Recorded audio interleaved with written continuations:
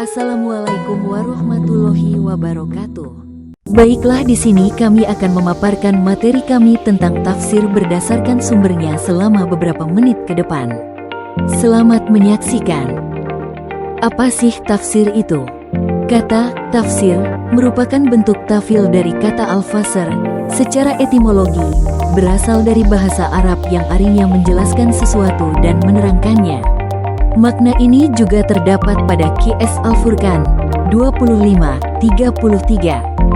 Dan mereka, orang-orang kafir itu, tidak datang kepadamu, membawa sesuatu yang aneh, melainkan kami datangkan kepadamu yang benar dan penjelasan yang paling baik. Selanjutnya, pembagian tafsir. Terdapat dua pembagian tafsir berdasarkan sumber. Tafsir bil masur dan tafsir bi ra'yi. Tafsir bil masur.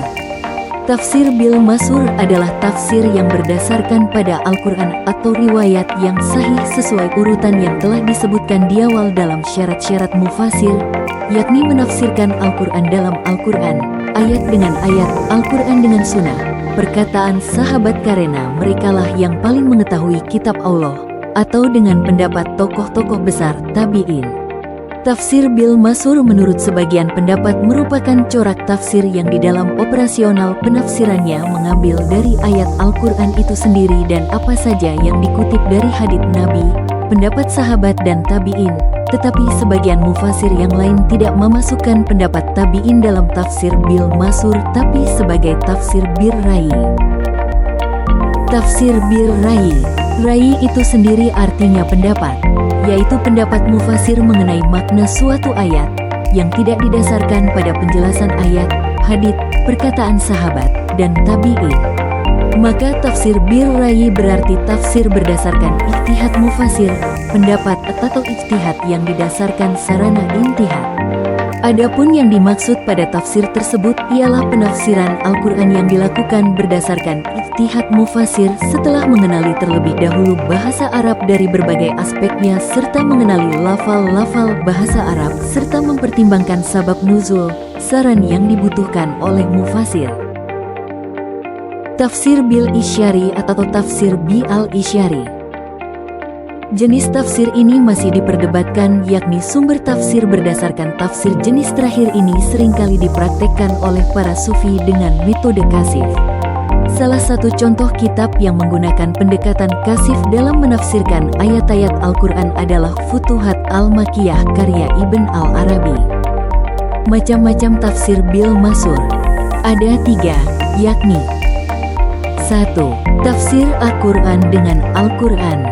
2. Tafsir Al-Quran dengan As-Sunnah, hadis. 3. Tafsir Al-Quran dengan perkataan para sahabat. Tafsir Al-Quran dengan Al-Quran, yakni penafsiran beberapa ayat-ayat Al-Quran dengan ayat-ayat yang terdapat dalam Al-Quran, karena pada dasarnya Al-Quran saling menafsirkan ayat yang ada. Ayat yang global yang terdapat dalam Al-Quran ditafsirkan oleh ayat yang ada di tempat lain, dan apa yang disebut secara ringkas dalam Al-Quran ditafsir secara mendetail pada ayat yang lain. Contohnya, Qs Ar-Rahmah ayat 19-20 dan Qs Al-Furqan ayat 53. 2. Tafsir Al-Quran dengan As-Sunnah, yakni jika ditemukan tentang suatu ayat dalam Al-Quran pada Al-Quran itu sendiri, maka hendaklah penjelasan atau tafsir tersebut kemudian dicari pada sesuatu yang terdapat pada sunnah atau hadits Rasulullah SAW, karena fungsi dari hadits tersebut adalah sebagai penjelas atau penerang dari Al-Quran. Qs Al-Nahl 44. Dan kami turunkan kepadamu Al-Quran, agar kamu menerangkan kepada umat manusia apa yang telah diturunkan kepada mereka, dan supaya mereka memikirkan. Ayat di atas ditafsirkan dengan hadits Rasulullah SAW dari Mikdam bin Yakrib, bahwa Rasulullah SAW bersabda, "Ketahuilah bahwa sesungguhnya aku diberi wahyu sebuah kitab, Al-Quran, dan sesuatu yang sepertinya, sunnah atau hadits." 3. Tafsir Al-Quran dengan perkataan para sahabat. Penafsiran Al-Quran dengan perkataan sahabat ini dilakukan jika tidak terdapat tentang sesuatu di dalam ayat Al-Quran atau sunnah. maka mereka langsung mendapat penjelasan tentang sesuatu itu dari Nabi dengan cara menjelaskan ayat-ayat yang global ataupun dengan cara menghilangkan problematikanya.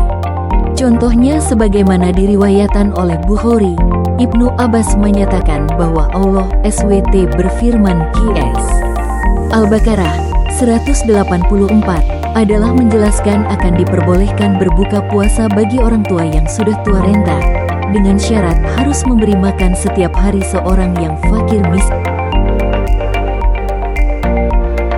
Contoh-contoh kitab tafsir Bil Masur.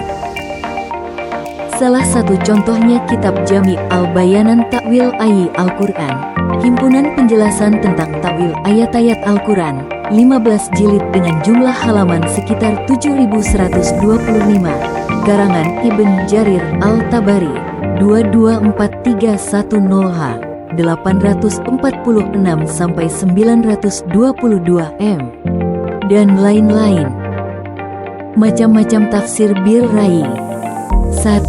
Tafsir Bi Al-Rai yang tercela Al-Tafsir Al-Masmun menafsirkan kata zarah dalam surah Al-Zalzalah ayat 7-8 dengan benda terkecil misalnya atom, newton, dan energi yang oleh ulama-ulama klasik ditafsirkan dengan biji sawi, biji gandum, semut gatal, dan lain-lain.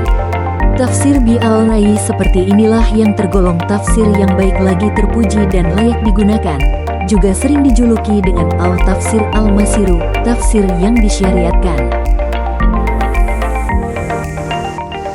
2. Tafsir Bi Al-Rai yang tercela Al-Tafsir Al-Masmun.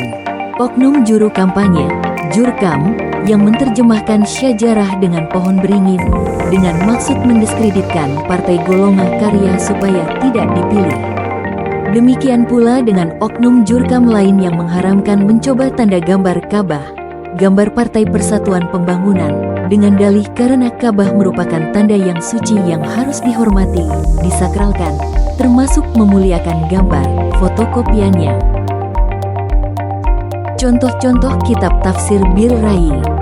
Salah satunya yakni Mafatih Al-Ghaib, kunci-kunci kegaiban, juga umum disebut dengan tafsir Al-Kabir, karangan Muhammad Al-Razi Fakhr Al-Din, 544-604H, tahun 1149 sampai tahun 1207 M, sebanyak 17 jilid sekitar 32.000 sampai 36.200, dan lain-lain.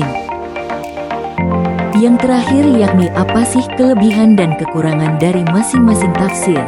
Tafsir Bil Masur. 1.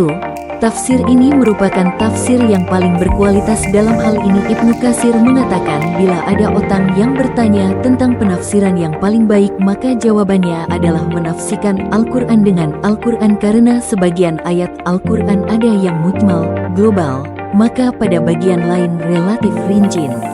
Walaupun tafsir Bil Masur ini memiliki kedudukan yang tinggi, bukan berarti dia tidak memiliki kelemahan. 2. Tafsir ini merupakan tafsir yang paling berkualitas. Dalam hal ini Ibnu Katsir mengatakan bila ada orang yang bertanya tentang penafsiran yang paling baik, maka jawabannya adalah menafsirkan Al-Quran dengan Al-Quran, karena sebagian ayat Al-Quran ada yang mujmal, global, maka pada bagian lain relatif rinci. Walaupun tafsir Bil Masur ini memiliki kedudukan yang tinggi, bukan berarti dia tidak memiliki kelemahan. Sedangkan tafsir Bil Rai. 1. Melakukan tafsir Bi Al-Rai sama saja melakukan perintah Allah SWT, yaitu bertihad. 2. Tafsir Bi Al-Rai merupakan upaya untuk mengetahui makna-makna kitab Allah SWT. 3. Tafsir Bi Al-Rai menjadikan disiplin ilmu Al-Quran terus berkembang. 4. Tafsir Bi Al-Rai dapat mengadaptasikan Al-Quran sesuai dengan kehidupan masa kini. 5. Para mufasir dapat menafsirkan seluruh komponen ayat-ayat Al-Quran secara dinamis sesuai dengan perkembangan ilmu pengetahuan dan teknologi. Sedangkan sebagian kelemahan tafsir Bir Rai terutama terletak pada penafsiran Al-Quran yang dipaksakan, subjektif, dan pada hal-hal tertentu mungkin sulit dibedakan antara pendekatan ilmiah yang sesungguhnya dengan kecenderungan subjektivitas mufasirnya. Sekian penjelasan singkat kami dari materi tafsir berdasarkan sumbernya. Semoga bisa membantu. Terima kasih. Assalamualaikum warahmatullahi wabarakatuh.